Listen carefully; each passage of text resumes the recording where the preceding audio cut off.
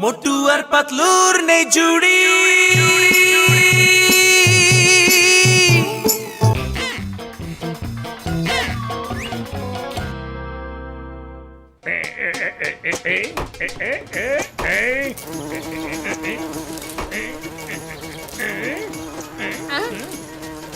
কি ব্যাপার জন, মনে হচ্ছে তোমার চুরির কাজ ঠিক মতো হচ্ছে না ভাই, সেজন্য তুমি বেকার বসে আছো। তুমি একদম ঠিক কথা বলেছো। তোমরা কেন খাবারকে আমার পেছনে লাগছো?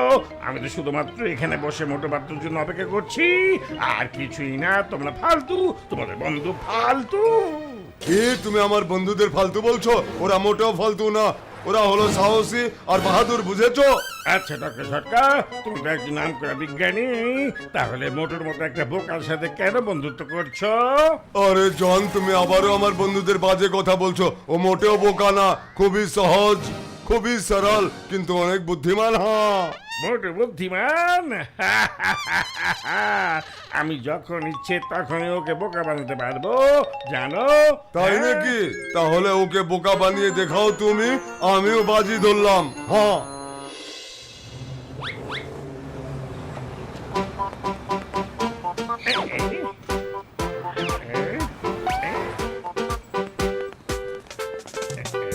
মোটু, এখন কয়টা বাজে? এই দাঁড়াও, আমি ঘড়ি থেকে এক্ষুনি বলছি, ঠিক 12টা বাজে।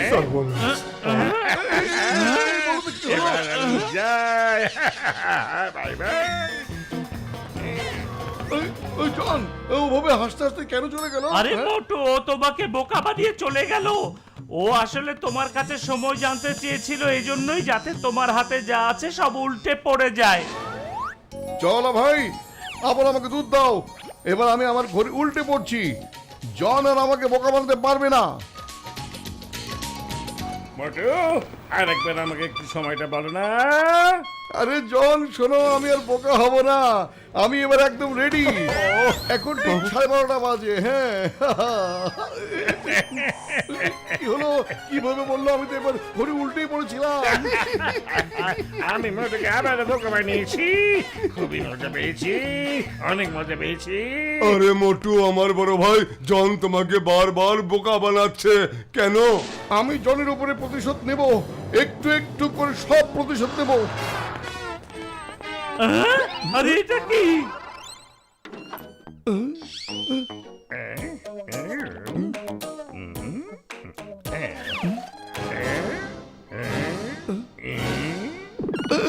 আরে এটা কি জন, আবার ডাক্তার হলো কবে? হ্যাঁ পাতলু, তাড়াতাড়ি চিকম স্যারকে ফোন করে জানাও। আরে নকল ডাক্তারকে ধরিয়ে দাও তাড়াতাড়ি। হ্যাঁ, হ্যাঁ।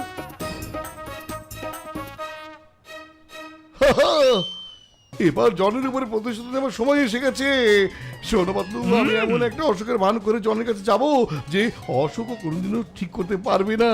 তাহলে চিকম স্যারকে আর ফোন করার কোনো দরকার নেই। কিন্তু মোটু, এমন যেন না হয়ে যায় যাতে উল্টো আবার আমরা বিপদে শোনো পড়ি। পাতলু বন্ধু, তুমি একদম চিন্তা করো না।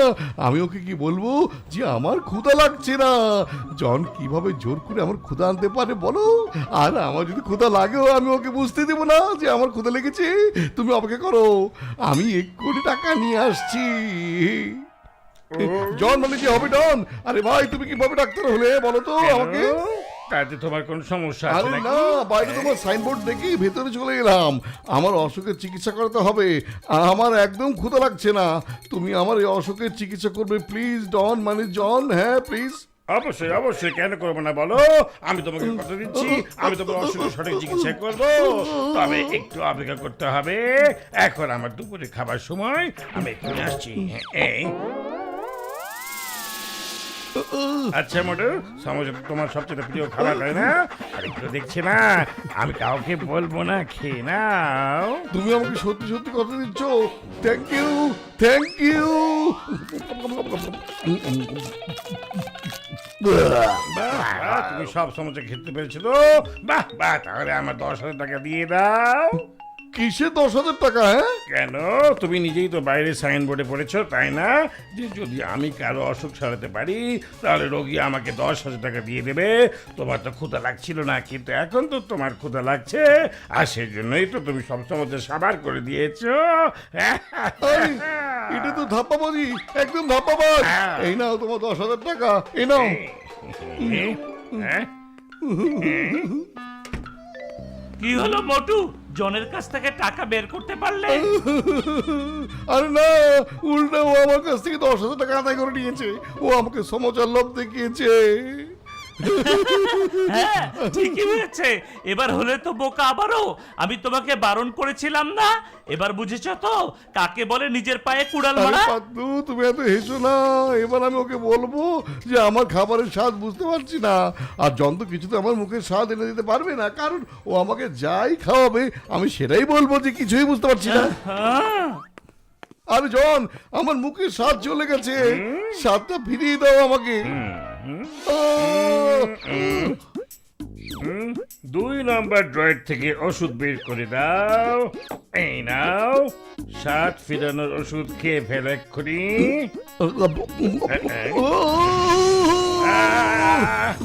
আরে এটা তো পেট্রোল ছিল।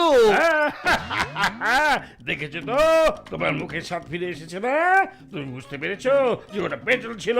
এবার বের করো তো আমার 10,000 টাকা। কি এবার পেয়েছো তো 50,000? আবারও বোকা হয়ে ফিরে এসেছো? হ্যাঁ, চলো আমরা চিংগম স্যারকে বলে জনকে অ্যারেস্ট না, করাই।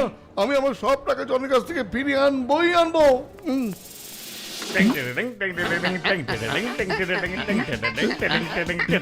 ডাক্তার সাহেব, আমার স্মৃতিশক্তি হারিয়ে গেছে, আমার কিছু মনে থাকছে না, আমাকে একটু চিকিৎসা করুন প্লিজ। আচ্ছা ঠিক আছে ঠিক আছে, এই শোনো 2 নাম্বার ড্রয়ার থেকে স্মৃতি ফেরার ওষুধটা দিয়ে দাও।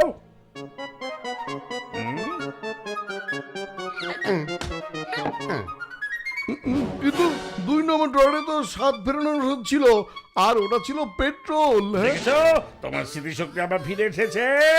দাও আমার 10,000 টাকা এবার দাও। আমি তোমাকে কতবার নিষেধ করেছি জনের ফাঁদে পা দিও না।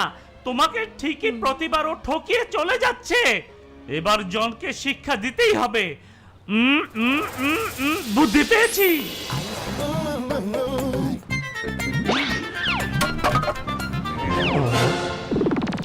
বাবা আমি উঠাই দিতেছি, দাঁড়াও। এই নাও। আরে বাবা, তুমি কেন কষ্ট করছো?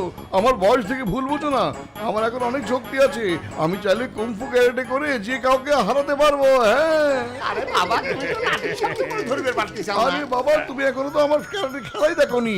তোমাদের এই ফুরফুরি শহরে এমন কেউ আছে যে আমাকে হারাতে পারবে? আমি তাকে 1,00,000 টাকা পুরস্কার দেবো। ঠিক বলেছি টিটু ভাই? হ্যাঁ, হ্যাঁ, একদম ঠিক বলেছো পিটু ভাই। ঠিক আছে, তাহলে এই কথার পর আবার আমাকে একটা সমঝোতা তো খাওয়াও, চাওলা ভাই। ও বাবা খাইলাও, পরে সুযোগ আসে কিনা কি জানে।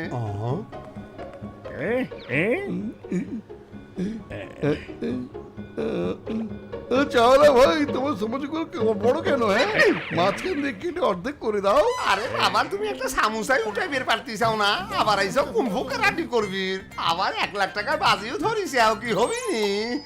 উপরাল তোমার ভালো করো। আমার শক্তি নিয়ে কেউ হাসাহাসি করবে না। তোমরা তো জানো না আমি যেমন কুংফু ক্যারাটে জানি। ঠিক বলছি না টিটু ভাই? হ্যাঁ হ্যাঁ পিটু ভাই, 1,00,000 টাকা রোজগার করার একটা সুযোগ এসে গেছে। এতে পিটু স্যার ভাই, এসো একটা লড়াই হয়ে যাক। আর টিটু স্যার, আপনি 1,00,000 টাকা বের করে গুছিয়ে রাখুন, এটা এখন ফুরফুরি শহরের মান সম্মানের ব্যাপার। ঠিক আছে বাবা, তুমি যখন চাইছো এসো তাহলে। হ্যাঁ, ঠিক আছে ঠিক আছে, রেডি সেডি গো।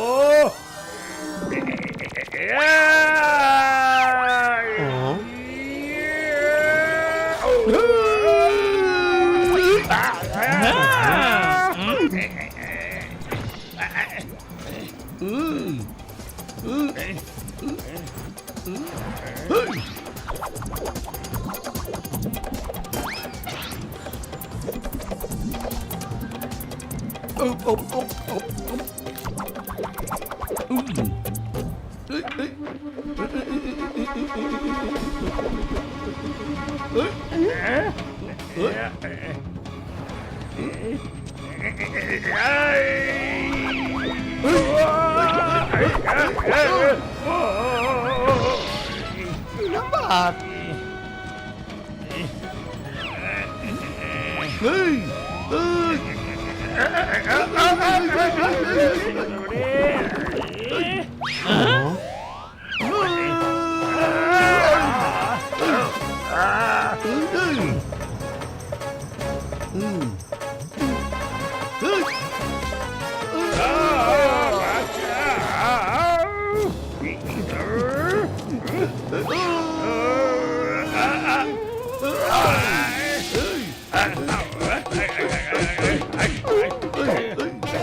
আমার ভুল হয়ে গেছে বাবা চাচা দাদা মামা নানা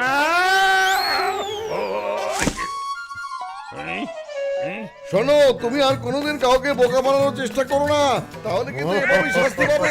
এটা কিভাবে সম্ভব? একজন বুড়ো মানুষ এত শক্তি কোথায় পেল? এটা তো একেবারে ধাপ্পাবাজি। বুড়ো মানুষ যে আমাকে মেরেছে মোটু। আরে জন, বলেছিলাম না মোটু পাতলু বোকা না, অনেক বুদ্ধিমান। মোটু মোটেও বোকা না, ভোলা ভালা। এবার তুমি সব টাকা ফিরিয়ে দাও ভাই।